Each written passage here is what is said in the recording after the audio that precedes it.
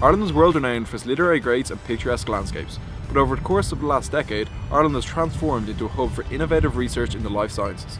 Through increased support made available from both the Irish government and private investors, a burgeoning biotechnology sector has emerged. Over the last month, we cycled all around the country, interviewing leaders of Irish biotechnology companies and senior members of the Irish government instrumental in promoting the growth of this sector. From Dublin Bay to the rugged hills of Connemara, we'll take you on a tour showcasing the best Irish biotech has to offer. A group of Irish graduate students, our goal is to investigate the state of Irish biotechnology and promote its activities to a global audience.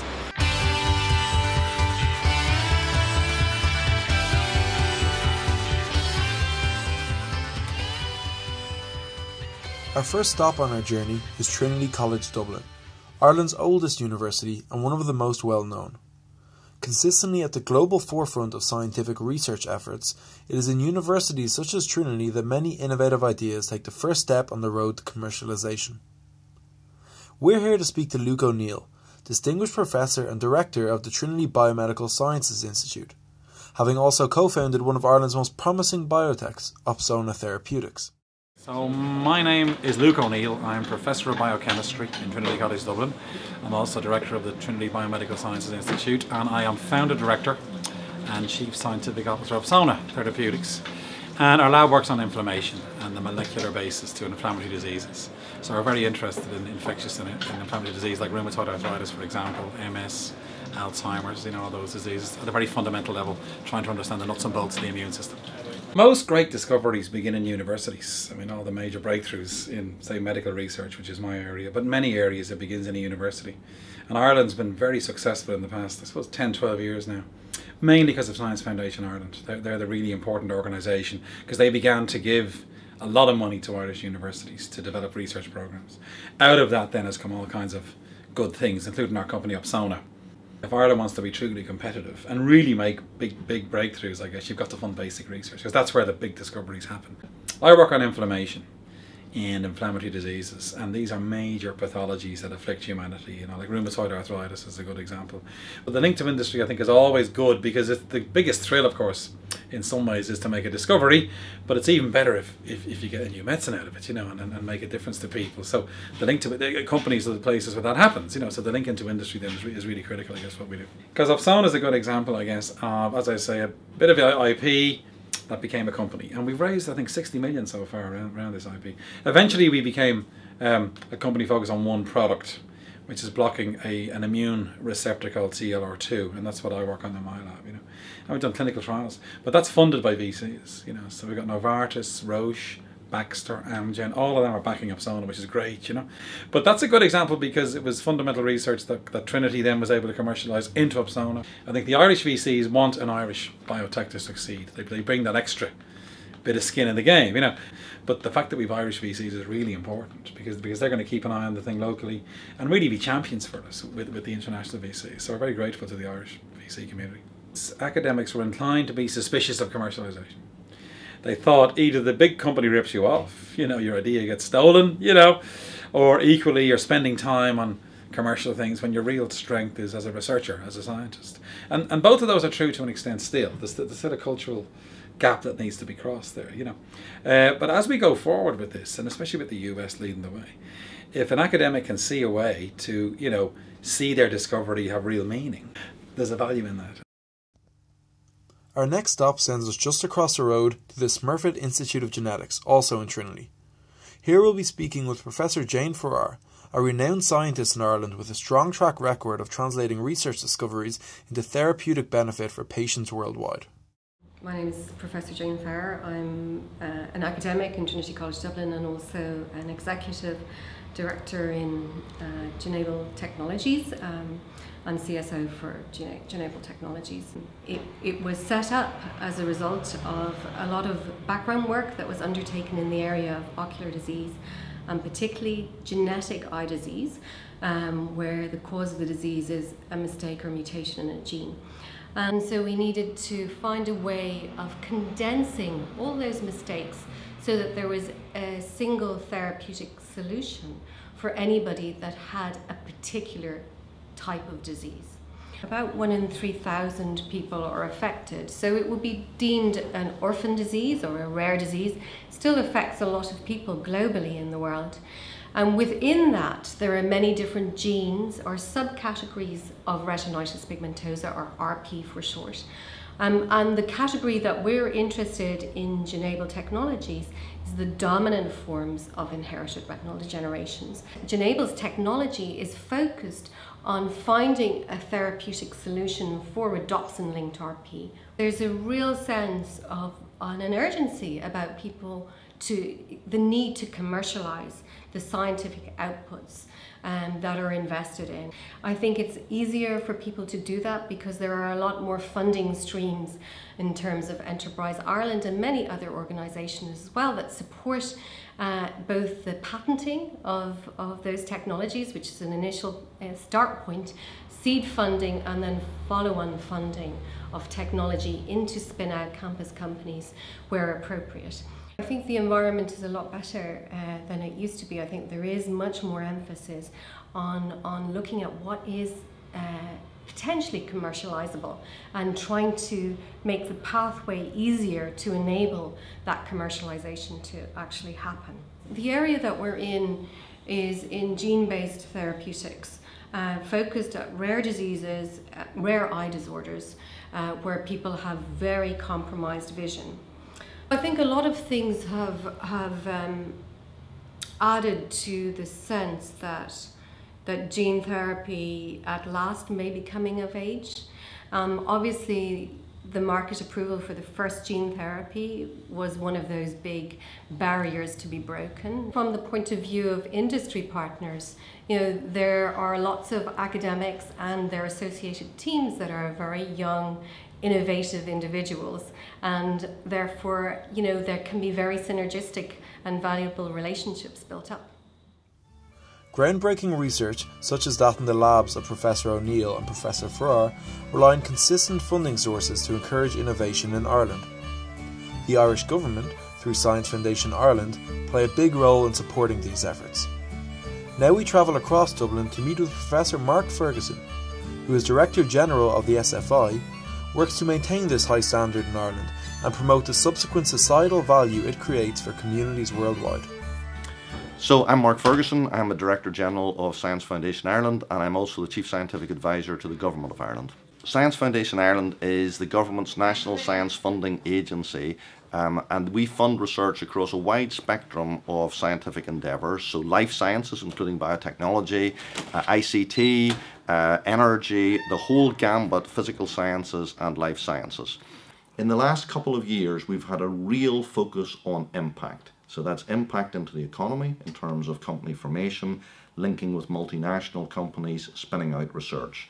And we've also had a real focus in all our programs on excellence. We are both interested in companies formed in Ireland and coming to Ireland, and we operate at the kind of more fundamental end of the scale, namely producing talent, doing research linkages, growing companies, anchoring companies, trying to get them up the value chain from production into development and R&D.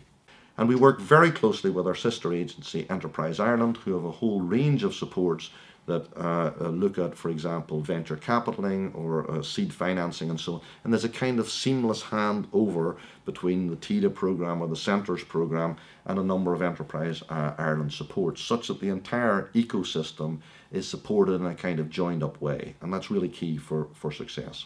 So if you look at Irish biotechnology in the broad sense, then there's a lot of activity. So at the very top end of the scale, there are a large number of major companies who manufacture in Ireland and who also do R&D in Ireland. And somewhere of the order of 50% of all medicines consumed in the world are made in Ireland, which is remarkable when you think about it. You've got spin-outs that are coming from a variety of sources. They could be coming from an academic base or wherever. And those spin-outs typically will be translating some of their research into commercializable product. So again, there's a support mechanism there, there's opportunities for funding, plus there's opportunities to recruit people. We have to encourage within Ireland what I would call an appreciation of successful failure. Failure not because you're stupid or did something daft, failure because you're trying to push back the boundaries of knowledge and it didn't quite work the way you expected. I think there's a role for government in terms of trying to encourage the sector. I think there's a role to show that there isn't anything negative about failure. And I think if we can get that culture of what I call sensible risk, because all good things are risky, you know, no risk, no reward, no risk, no progress. You've got to move on. And that's very, very reasonable for scientists. The funding of academic research is the cornerstone of a growing biotech sector, laying the foundation for Irish companies to undertake innovative and life-saving research. One company leveraging such a strong support network in the country is Oncomark, tackling the challenge of cancer diagnostics. Oncomark are located in Nova UCD, an innovation hub for entrepreneurs based out of University College Dublin, Ireland's largest university. My name is Dr. Maureen Rafferty and I'm the CEO of Oncomark. Oncomark Limited was founded in 2007 as a spin-out of University College Dublin. The focus of the company is cancer diagnostics. Part of our 7 grants, we're involved in a lot of EU networks. We want to expand these and develop these further to access more clinical samples, which is key to development. My name is Professor William Gallagher. I'm the co-founder and Chief Scientific Officer in Oncomark. So Oncomark is focused really in the personalised medicine arena in cancer, and we're particularly interested in developing novel assays, proprietary assays, which can actually be used to predict outcome and response to treatment, particularly addressing common solid tumour types, particularly, for example, breast cancer, colorectal cancer. And what we're really interested in is developing panels of tissue-based biomarkers, and these can be assessed either at the protein level or at the RNA level, and which can be used when combined, can offer better predictive value over conventional assays. So one of the kind of background technologies, platform technologies that we use within the company is in the area of digital pathology. And we've developed essentially a computer vision technique, which we term IHC mark. We have an issued US patent and a pending EU patent on this technology. And this particular image analysis system can actually replace some of the functionality of a conventional pathologist in terms of quantitation on cancer tissue specimens.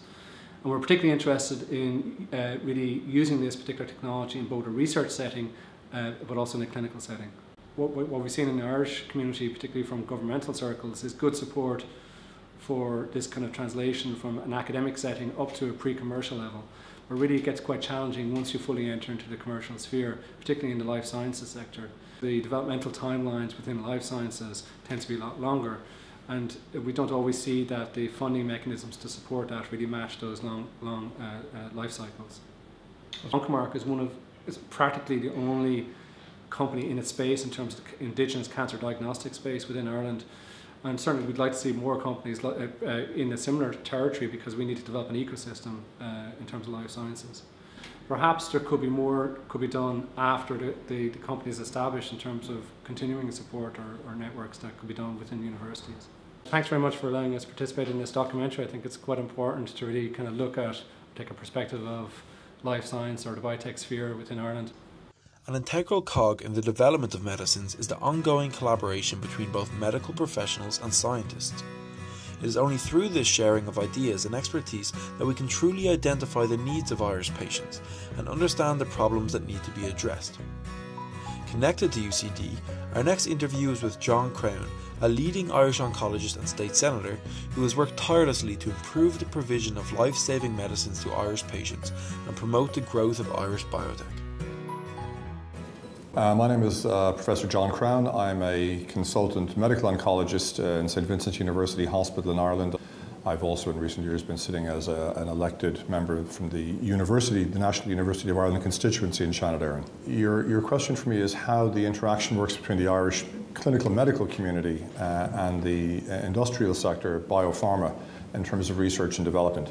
I would say in general it works relatively well. We have unbelievably good researchers who have built up fine reputations for themselves. And what's more, it's had a colossal effect on the biopharma sector in Ireland, because a company that might only have had a sales force and 2 reps giving out, pens and, coffee mugs to doctors, suddenly had R&D offices, they had clinical trials offices, they had trials monitors. Suddenly we were on the international scale as a place that you came to do serious clinical trials research in. So I'd be a big believer in a well-funded, well-policed, internationally peer-reviewed, but lean approach to government and research. I think perhaps that some of the academic bodies need to develop a skill set for appreciating the reality of what the companies are going to put on by way of IP limits. Sometimes I get the sense that perhaps a somewhat quixotic view of how that might work out intrudes in the way of getting real research done. I think in the general area of industrial policy and in research policy in general, they've got it righter than they have in other areas of public governance. Culturally, there's been a big change in Ireland. I think entrepreneur at an earlier time in Ireland might have been a word that people felt was synonymous with just being selfish or greedy or ultra-capitalist. I think most people actually understand that the creative engine which comes from allowing people to develop entrepreneurial skills. As collaboration and infrastructure to promote entrepreneurship in Ireland have improved, many innovative biotechs have emerged. Chief among these is the award-winning Allergen Biotech, an early-stage company developing a portable food contamination and allergen testing device, improving productivity and cutting costs for food manufacturers globally. Allergen is headquartered in the Institute of Technology Tallaght in Dublin, a rapidly blossoming hub for Irish life science innovation. My name is Ben Teeling, I'm CEO of Allergen Biotech. Allergen Biotech is developing a portable, rapid food allergen testing device. It's aimed at food manufacturers who are specialising in gluten-free products. When a food manufacturer is making a claim of gluten-free, the product has to be tested as such. This involves sending samples out to a centralised lab, but it takes a long time and it's very expensive. Allergen Biotech's product aims to negate this, so they can perform tests to a high sensitivity and high reliability in-house.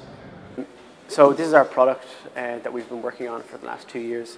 It works in 2 steps. The first step is to take a sample of food, prepare it in such a way that it becomes a liquid and mixed with a certain chemical. The chemical is then inserted into a single-use cartridge, and then the cartridge is put into the reader. What happens then is a test is performed and a quantitative result is put onto the screen. So it's a very simple process in comparison to what has to be done in a lab normally. So the technology behind this in the cartridge is essentially electrochemistry. So what happens is the prepared food sample runs across a sensor and a charge is measured. The charge then corresponds to a level of gluten, and it's then outputted in a quantitative measurement onto the screen. So this saves time and money for food companies. Allergen Biotech's short-term plan is to raise venture capital to finalise the research and production that we need to spin out our product into the marketplace.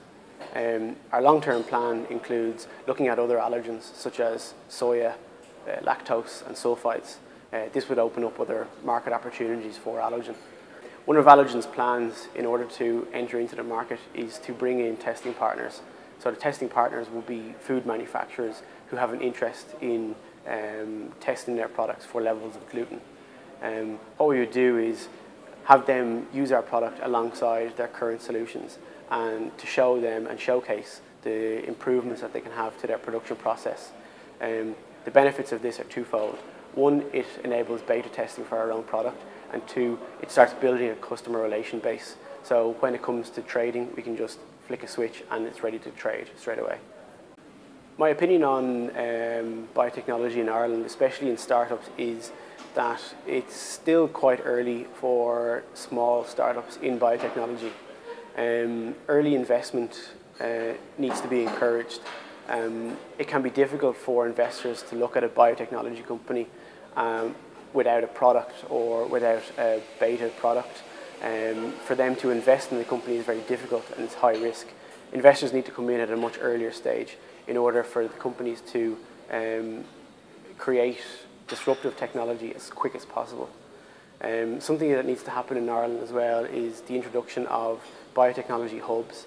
So that's where a company can come up with some sort of product and go from conceptual phase to final product and production in a very short amount of time in a very small area. Something that suits Ireland quite a lot in terms of biotechnology is that we've got a high-skilled workforce, so we're very suited to pharmaceuticals and biotechnology. The first study that we ran was with peanut protein to develop a peanut test. That was shelved because it was deemed very high risk. The second voucher that we used, what we learned in the first voucher, we used for the second voucher, and we used it to develop we used it to develop a gluten test. So they were very beneficial to the company. If I was an academic working in biotechnology or pharmaceuticals, and I thought that I had a novel idea or a commercial product, I would approach Enterprise Ireland or any sort of support as soon as possible. Ideally, you approach them before you do anything. These kind of processes take a long time, and academics should be thinking about commercializing or spitting out from day one. So the first day of any sort of project or product, they should be thinking about how to get it into the marketplace straight away. We're in the Synergy Centre, which is on the Institute of Technology Tala campus. Some of the supports that are in the Synergy Centre will be an embryo room where small companies can come and hot desk. Another benefit of being here is that we have access to things like conference rooms. There's a cafe where we can network and we can bring in clients. As we depart from Allergen, we say a temporary goodbye to Dublin as we saddle our bikes for the first long cycle of our tour. Our first leg sees us cycling over 250 kilometres down south to Cork, the second largest city in Ireland. Situated on the River Lee, Cork is well known for its strong traditional music scene and beautiful landscapes. We are visiting Cork to meet with an exciting up-and-coming biotech called Solvatron Therapeutics, located in Hoffman Park, an innovative community fostering and supporting life science entrepreneurship. Solvatron is developing cutting-edge platforms to rapidly accelerate drug development across cancers and various other diseases. Pat O'Flynn is my name. Company's name is Solvatron Therapeutics, and it was founded in 2010. What was clear to me was that the pharmaceutical industry was heading towards a patent cliff. There was a particular technology devised by Dr. John Gilmer in Trinity College, and it was based on taking well-established compounds, chemically modifying them, looking at making them more effective and potentially taking away the side effect profile. The platform technology has a number of different applications. We've got a compound that we hope to be able to launch next year. It's an iron-based compound with transported by a modified protein, and it looks exceptionally good and shows in vivo at the moment something in the region of 2 to 3 times more effective than the brand leader, so really efficacious. We believe that in oncology alone, esophageal cancer is definitely something that we're very excited about, and we have data at the moment that is exceptionally compelling. And it comes from the platform technology of an aspirin, a niacin prodrug, and it's much more lipophilic than either of them on their own, for example, and their main metabolite is having extraordinary effect on metastases, etc. Okay. On the prevention of metastases. Our lead compound, STO702, has a dramatic effect on decloaking the tumour that was evading the immune system and chemoprevention. So we see a massive opportunity in that space.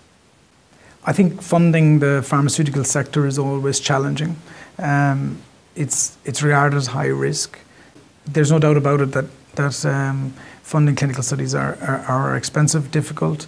Enterprise Ireland play a very important role in ensuring that you can achieve something that's different. What I mean by that is at an early stage, you can get out of the blocks very nicely to be able to show that you have something that's compelling and that has international relevance in therapeutic space. There's definitely more R&D going on in Ireland that never went on before. So I think that that's good.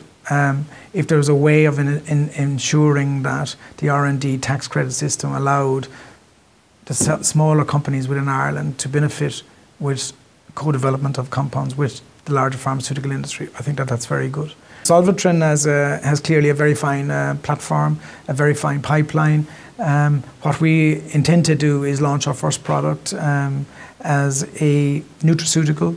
Thanks very much, lads, for coming down to see Solvatron. I wish you the best of luck with the project, and it's great to see some noise around the biotech industry. Following a short break in Cork, we set out again along the coast of Kerry, a county in the southwest of Ireland famous for their rugged coastline and historic success in Gaelic football, one of Ireland's two main national sports. Kerry is also home to one of the most scenic driving routes in Ireland called the Ring of Kerry, which unfortunately is a bit tougher on the bike. Nevertheless, we are graced by beautiful weather and we're in high spirits arriving into Trinity, the capital of Kerry, where our next interview awaited. My name is Kieran Guinan. I'm the research coordinator in Biotlantis. Biotlantis Limited is a biotechnology company founded in 2004. We provide products for the plant, animal and human markets for use in counteracting the negative effects associated with stress and disease. So Biotlantis sell in over 30 countries worldwide, and we've grown at an average rate of 45% per annum since 2007. We focus on crop health, animal health and human health. We provide growers with an opportunity to reduce the usage of chemical synthetics, which in many cases are quite dangerous, and the EU are increasingly regulating the residue levels in food. So this is just a selection of the products that we produce. Super 50 is our main product. It's an extract of Ascophyllum nodosum seaweed.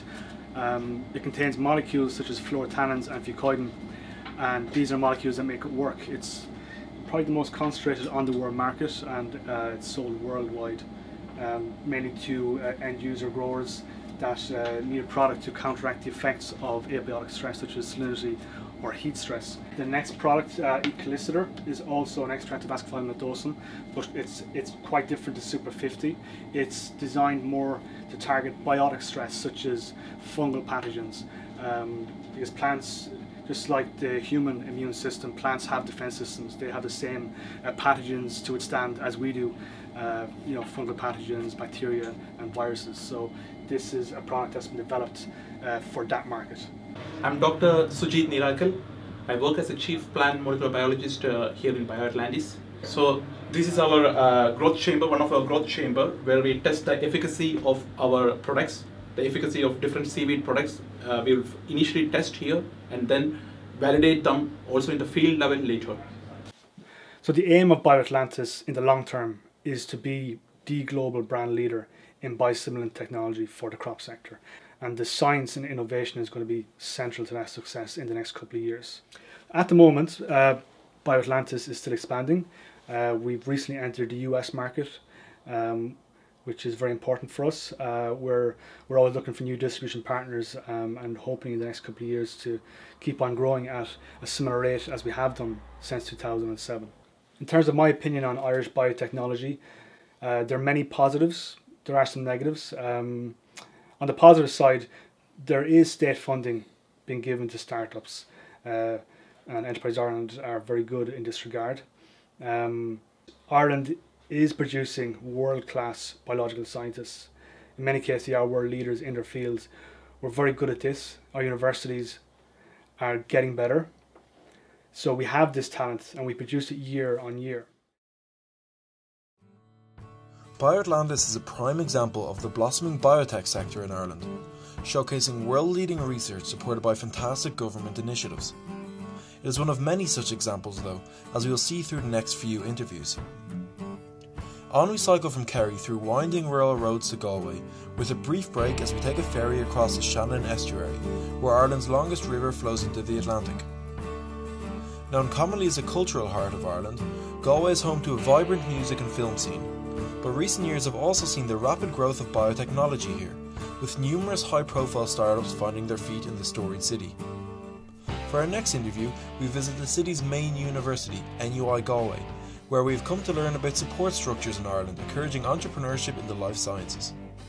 My name is Mark Bruzzi. I'm the director of the Bioinnovate programme. Bioinnovate is focused on enabling innovators and innovations in the medical device sector. We run a programme here led out of NUI Galway to help identify medical device innovation opportunities, invent solutions to meet the needs that they identify, and to implement the solution through a business or through a license opportunity with an existing company. Bioinnovate was set up to increase the innovation culture within Ireland, and we very much saw that as a gap. Our educational system is very much structured around training people for jobs, but we want to increase the opportunities for people to create their own jobs and create their own enterprises. We put together the best teams of the best individuals who with the right aspirations, and those aspirations are people who want to go out and create their own enterprises, create their own technology companies, and I suppose contribute to the economic development of the region, of the country. The program really is the start of a journey for a lot of these emerging entrepreneurs. We facilitate them through giving them clinical access, but also giving them a network from which they can draw expertise and advisors to help them on their journey. There's a huge opportunity for this country to become a real centre of global innovation. We have an established credibility in manufacturing and in product development, an established reputation in the ability to develop and manufacture quality medical devices.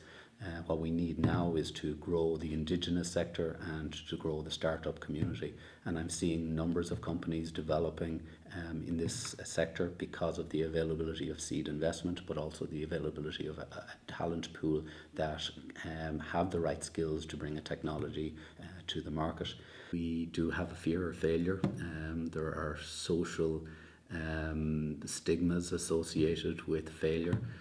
When we compare ourselves to the US, it's not uncommon for early stage entrepreneurs to have failed once, twice, 3 times before, and people compliment them on giving it a go. We need to have that attitude, and part of that attitude is accepting failure and accepting the risk of failure. We also have a number of early stage technologies being incubated within the university environment through Enterprise Ireland support. So this allows the companies to get grant aid to develop their technologies, de-risk them, get some early stage data, build their team and secure their intellectual property position so that they can actually add value to their commercial enterprise, but also to de-risk it at the same time. While BioInnovate is helping support the launch of new companies and the development of entrepreneurs, there exists an established and successful biotech scene in Galway already. Spearheading this is Aerogen, a medical device company that has grown from humble beginnings in Galway to a now internationally recognised brand with thriving operations around the world. A short cycle across the city brings us to their headquarters, where we've come to learn about the company and their road to success. My name's John Power. I'm CEO and founder of Aerogen, Galway. We're a drug delivery company. Well, Aerogen's products all really relate to taking liquid drugs and turning them into aerosols so they can be breathed into the lung. The technology is fairly unique. I'll show you, this is a nebulizer, basically liquid in here, and that would be the drug. Obviously our technology here is the plate. In the middle, that plate has over 1,000 holes in it. They're all sized to be very particular diameter around the around 3 to 4 microns, which is the right range for respirable particles to go down into the lung. To try and put it in perspective, a hair on your head is about 30 to 40 microns in diameter. So if I show you here, this is just one of the power sources we would use. You see power on, aerosol, power off, it stops. So that particular product is our biggest selling product. Last year we'd have produced over 500,000 of these. Today all the major ventilator companies in the world, they all use our technology, Aerogen technology, developed here in Galway. We haven't found any drugs we haven't been able to deliver. You need the government to be very supportive because you won't get off the ground otherwise. Galway is one of the prime clusters in Europe and really in the world. You know, Ireland as a country is the 4th biggest exporter of medical devices in the world. We have 12 people now employed in the US full time. Office in Chicago recently opened. That's taken us years to build and establish that sort of footprint. I think it's easier now to start a company, definitely. There's far more in terms of government grants. We see ourselves as a very innovative company. We're moving from having established ourselves as being the best in the world in a small niche sector in ICU We now looking to expand out into the drug side of the business, and actually, instead of partnering with drug companies and allowing our technology to enable other drugs to be delivered, we will take ownership of the drugs ourselves. Thanks guys for coming along here today. Hope you enjoyed the cycle to Galway, and you know, it's a pleasure meeting you all, and I hope you get a chance to tell the Irish story of medtech and biotechnology to a big audience. While many companies in Ireland, such as Aerogen, focus on treating human disease, biotechnology innovation can come in all shapes and sizes. For our next stop, just outside Galway City in Clare, Galway, we'll meet with a company who developed an exciting way to leverage natural algae growth to produce food supplements in humans. My name is Edward McHugh. I'm the Managing Director of Algae Health, and the company was formed in 2009. We cultivate microalgae for the extraction of high-value compounds, and the compound that we're currently producing is a compound called astaxanthin, which is a carotenoid with one of the highest known antioxidant values. Microalgae is one of the first organisms on Earth, and as of that it oxygenated the atmosphere. So it is one of the base organisms that a lot of the natural nutritional compounds actually come from. A typical example of this would be omega-3 oils come from fish, people would say, but it doesn't. It comes from microalgae, which is the feed that they eat. Astaxanthin is typically found in wild fish, in salmon particularly.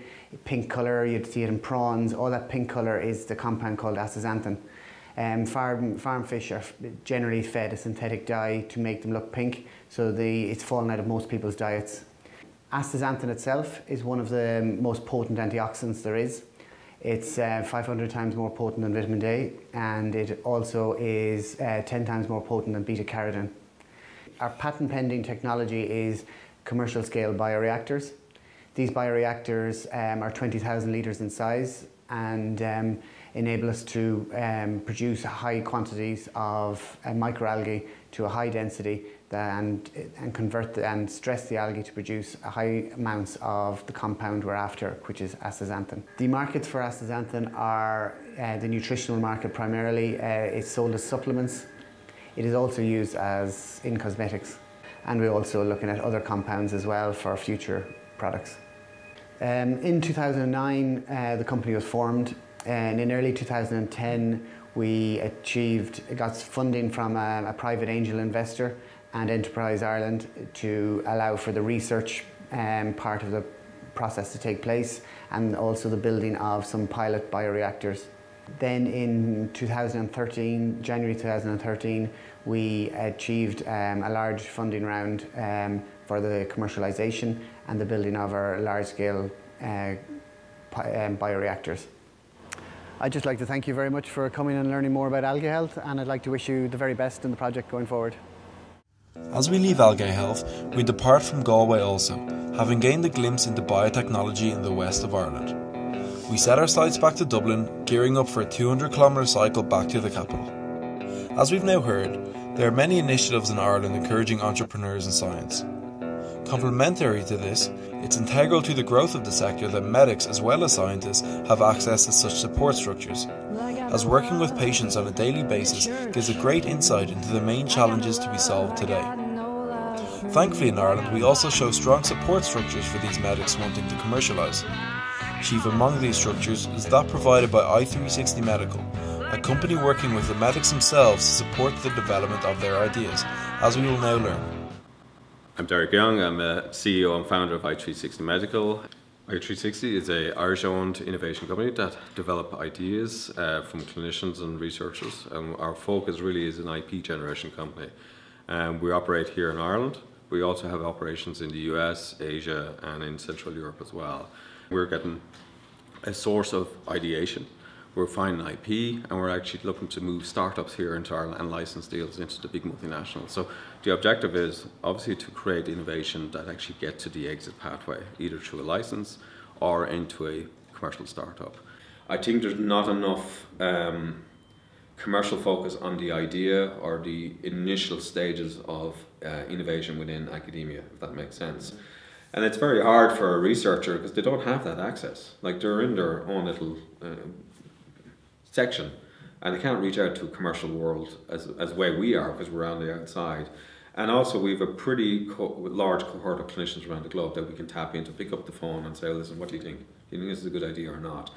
And what has happened is that out of one idea comes 5 ideas that have real value, and that's where we're at the moment. So we're moving 4 projects that will more than likely end up as startups here in Ireland between now and the end of the year that was not there 6 months ago. So it can happen that quickly if you get the structure in place, if you get the engagement of the inventors. You know, most people would have maybe one idea in their life here, and that's all they get. They attach themselves onto that. What we're trying to do is, well, have one idea, we'll take that, decide what's going to happen with it, but have maybe another 10. And from a clinician point of view, that's a really, really attractive process. So yeah, I would say there's more come from academia than we've seen before. Like, I think Ireland is definitely marking itself in terms of the kind of central epicenter for device development and so forth. And I think that has definitely, and we do have that reputation across the world. I think there's a huge asset here if we can just tap it in the right way and fund it and support it in the right way as well. But what's really going to change this economy around is entrepreneurs, it's startups, having lots of those that we can actually grow and build from within. And I think the government and Enterprise Ireland, IDA, are really striving to make that work. So I think they recognise that has to be done. I think we just probably need to move a little bit quicker on it. I think we need to have more and more people on the ground supporting entrepreneurs trying to get out of the big companies. But we do have clinicians just drop in to I360. Clinicians come from Trinity, from the Matter, everywhere else basically, to actually just share their idea. Thank you so much for coming in. I think it's just been informative for me as well to be able to tell the message, and thank you so much for coming in to meet the team and find out about what I360 do in Ireland and also on a global scale.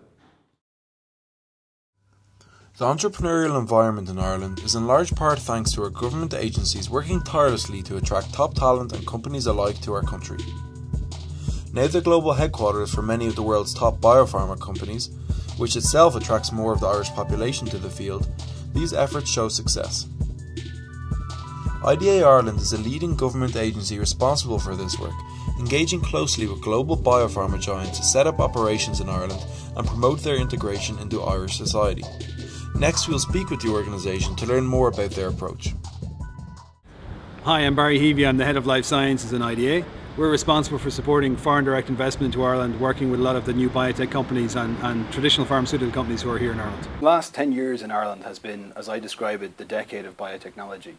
In 10 years, we went from having one biotech manufacturing site making recombinant interferon down in Cork, which employed about 400 people, to having now over 18 biotechnology sites all around the country. And the total investment in those 10 years has been over 7 billion euros. So it's had a huge economic impact on Ireland. This new wave of biotech that's come in the last 10 years really kind of secures Ireland's position as one of the world-leading locations for pharmaceuticals in the world. The companies know that Ireland is a good location for commercialization and development.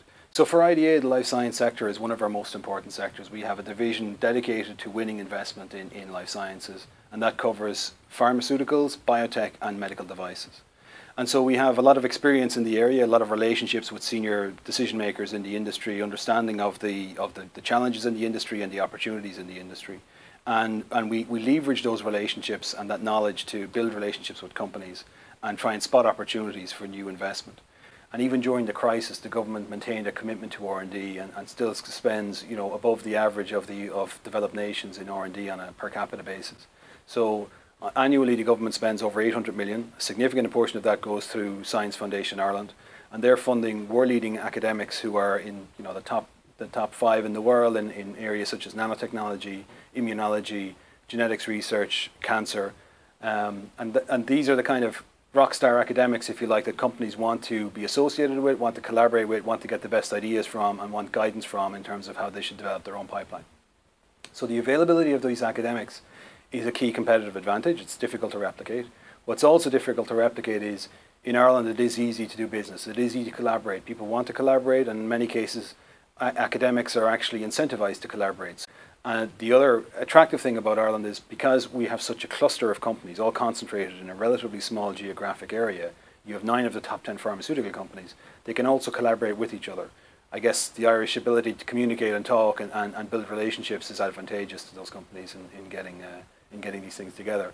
That said, I think we certainly we're not complacent, and we have to face up to some challenges. I think some of the challenges for the biotech community will be around the attraction of talented people into the sector. Earlier stage companies in the biotech space are challenged to raise money and to keep repeatedly raising money while they try and get through clinical trials and all of the costs that incurs. So I think there is a challenge for innovative Irish biotech companies to take technology that comes from an academic research facility and get it out into the market. Raising the capital and getting an investment community in Ireland that understands the risks and rewards of biotech and will continue to invest will be a challenge for the sector. While the biotech sector in Ireland is certainly growing, it is important during this stage to leverage established expertise in our economy.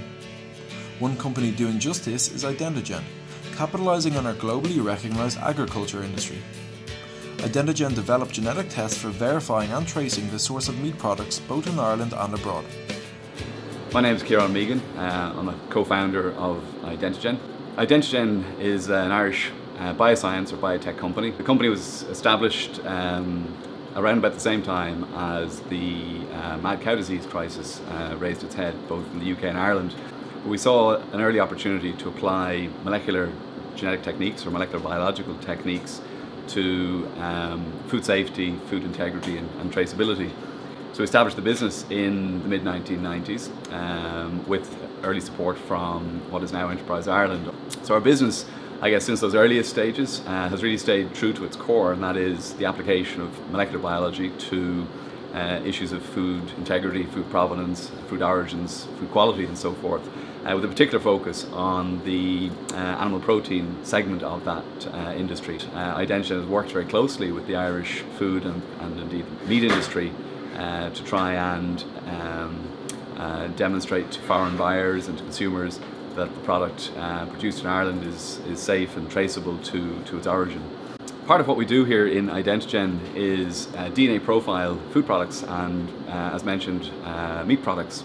It's a very elegant and simple concept that really links all of our service offerings together, and that is that every animal and indeed every individual is genetically unique, and the DNA that codes for that is something that can be tested for in a laboratory.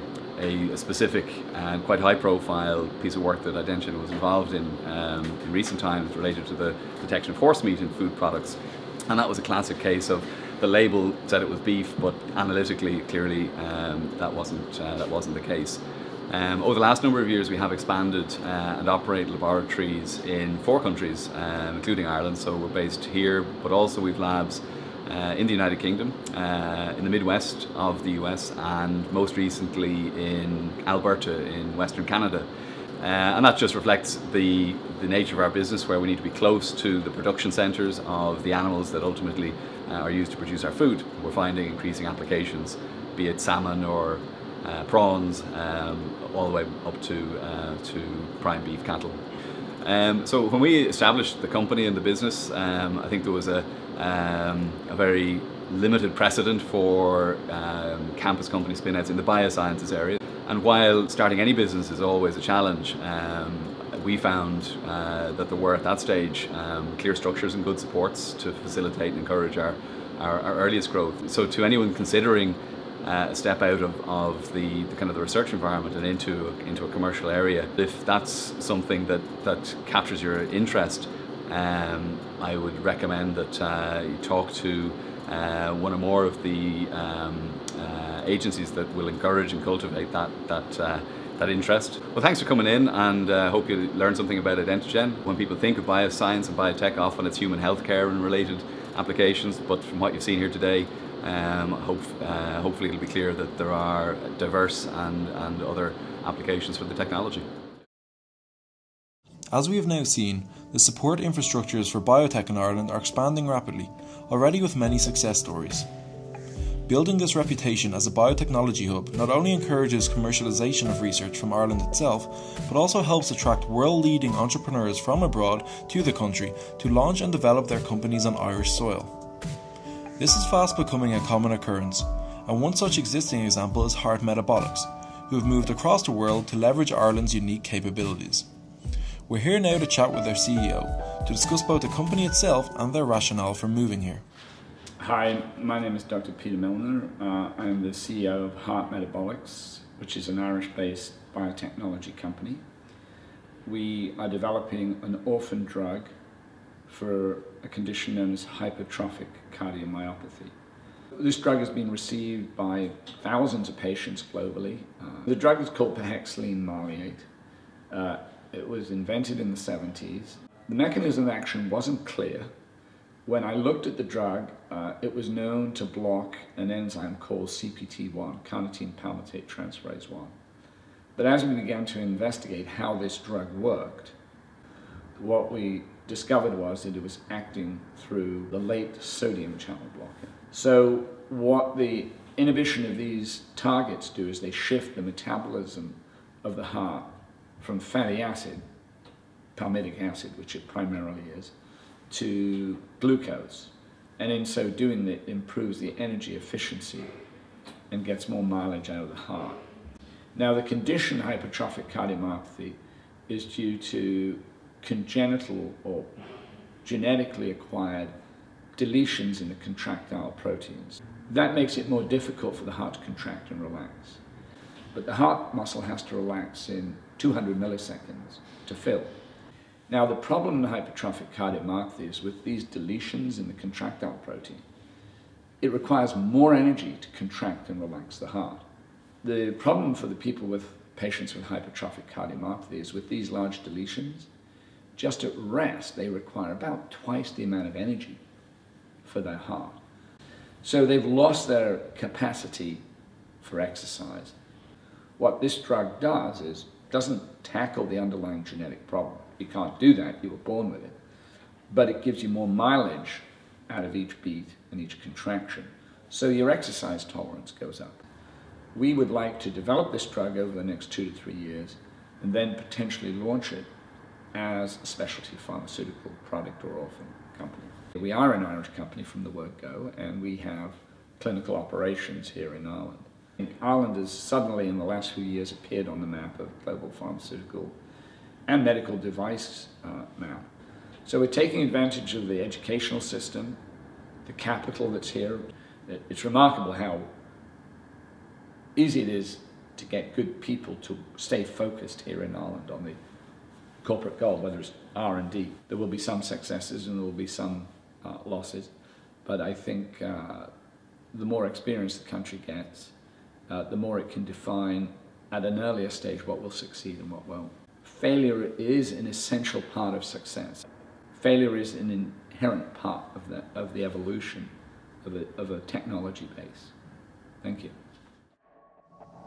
As we wrap up our final biotech interview, we consider still the route to commercialization that often seems so daunting for entrepreneurs. Thankfully in Ireland we have great support at all stages of the process, as we will now see over our final 2 meetings. First we'll speak with one of Ireland's leading life science venture capital companies, Ceroba Cornell, who have a strong track record in life science investments. Providing not only funding to get ideas off the ground, groups such as Ceroba also bring to the table decades of experience in launching biotechs and help drive rapid growth of companies they work with. My name is Alan O'Connell. I work with Ceroba Cornell. We're a fully dedicated life science investment firm. We invest across Europe, HQ in Dublin, and invest in both medical devices and biotech. So we have a broad range of investments that we make. When Ceroba was initially founded in early 2001, 2002, probably about 5% of funds on the VC side going into generally entrepreneur innovation was dedicated towards life sciences.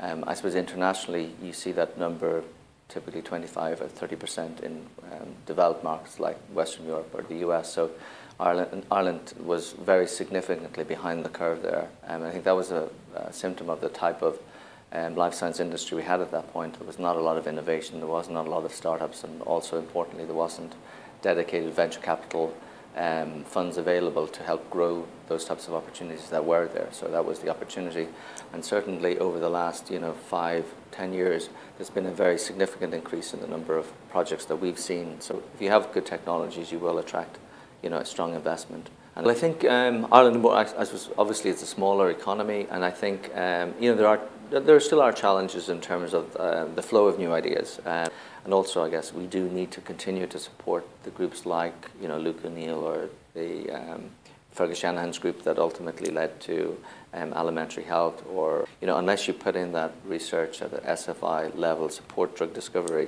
you won't have that next generation of new, innovative, native biotech companies coming through. And I think definitely the government need to do more there. There has a real unmet need. So we certainly favour innovation that's first in class, best in class, is really going to make a difference. Everything we do here is on a global scale. The market is not like just an Irish or European market. You're competing with companies in the US, Europe, Japan, and elsewhere. And I think Ireland has a very strong reputation, both in terms of the quality of manufacturing, the number of medtech corporates that are here. Ireland exports second in actually volume and value terms in Europe to Germany on the medtech side. So that's a very strong, robust industry. And obviously, as an investor, we'd like to see more, but I think there's a lot happening there. If the country strategically is interested in biopharma as an industry, clearly more funding, both at an SFI level and Enterprise Ireland level, will need to be put in place to ensure that happens. And if it doesn't happen, then it's about putting incentives in place to perhaps attract projects from abroad. Can you put interesting incentives in place to pick an entrepreneur, a biotech entrepreneur from the UK or from the Boston area, that makes sense for them to set their company up in Ireland? There's obviously lots of advantages in doing so, but perhaps there's incentives that may need to be directed more towards the entrepreneur to see if they can bring them into Ireland. Throughout this documentary, we've spoken with 12 leading Irish biotechs, but many more great examples exist. Almost all of these have at some stage received support from Enterprise Ireland, the branch of the Irish government supporting and funding Irish-owned businesses. Without the work of Enterprise Ireland, this culture of innovation we've built here would not be possible. Their role integral in creating the global reputation we now have as a leading biotechnology hub. Enterprise Ireland work with biotechs at all stages of their initial growth and development, and are staffed by decorated and renowned entrepreneurs helping to bring through the next generation of Irish innovation. For our last interview, we'll speak with Keith O'Neill, who has helped spearhead the growth of this sector here through his work with Enterprise Ireland. So, my name's Keith O'Neill. I'm the Director of Life Science and Food Commercialization at Enterprise Ireland. We work to bring inventors, entrepreneurs, companies together to support commercialization of research. So Enterprise Ireland supports life science companies at all stages of their development. In fact, we're involved even before a company's formed. So our earliest intervention with life science companies is to develop technologies that are suitable for commercialization by companies in Ireland, but aren't quite ready for commercialization. So we'll invest in about 180 companies this year, so very significant activity for us. And a significant proportion of those, about a quarter, are life science companies in the broad life science space. We have one of the more unique applied research funds anywhere in the world, the Commercialization Fund. That fund lets us fund up to about 100 projects per year, depending on size. The design of the Commercialization Fund, its function, is to reach into the basic research investment to find those technologies that have commercial potential. The life science community in Ireland, the life science sector in Ireland is as healthy as it's ever been, healthier than it's ever been. There's an extraordinary cohort of exciting young life science companies being started every year. We have to look at the life science sector as really a cluster of some international scale at this point, of large established multinationals and a very integrated, intermeshed community of indigenous companies. One of the challenges is going to be how do these companies continue to innovate, continue to produce products that can improve human life, that can improve patient care, maintain those very high quality standards, but to do that in a more cost-effective way. I think we've seen a very significant change in the last 5-year period. Commercialization has become much more central, from my view, in the Irish research community. So a recent EU report ranks Ireland first in Europe in terms of economic impact from its research investment, with commercialization, of course, at the core of that. So the conversation is starting to change, the culture is starting to change, and I think the pipeline of both technologies and early stage companies that we're working with every day continues to improve. So certainly from my perspective, the environment, the climate, and the pipeline for commercialization of life science research in Ireland is never been healthier. There's lots of great reasons for a life science company to establish a presence here in Ireland, again, regardless of stage of development. I think part of it just goes back to our history and our track record in this sector. So there's a long established, many decades old tradition of high quality life science manufacturing primarily in Ireland. But that's led to the development of a very healthy international cluster. And so the Irish ecosystem is well set up to support that kind of collaborative innovation. But we do see collaboration as central. And again, it's not just an Irish phenomenon, it's something that I think the industry sees around the world. We hope you've gained an insight into the exciting landscape of Irish biotech. It is only through the ongoing support of academics, private investors and the Irish government that we continue to build Ireland's reputation as a global hub for innovative biotechnology. A long road remains ahead, but a promising future awaits.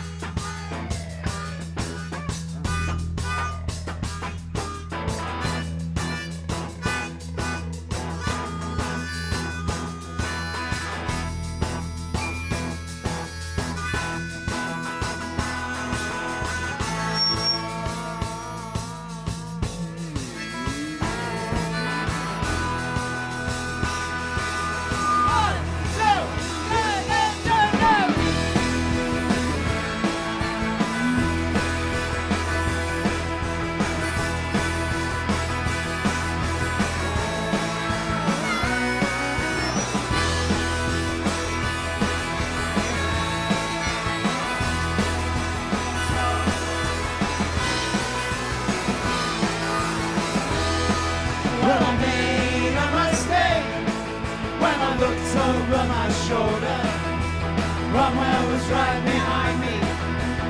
In the driving rain, I came out of the bathroom, looking for my tickets. It's hard to be human again. I've been punched and beaten, although it never showed.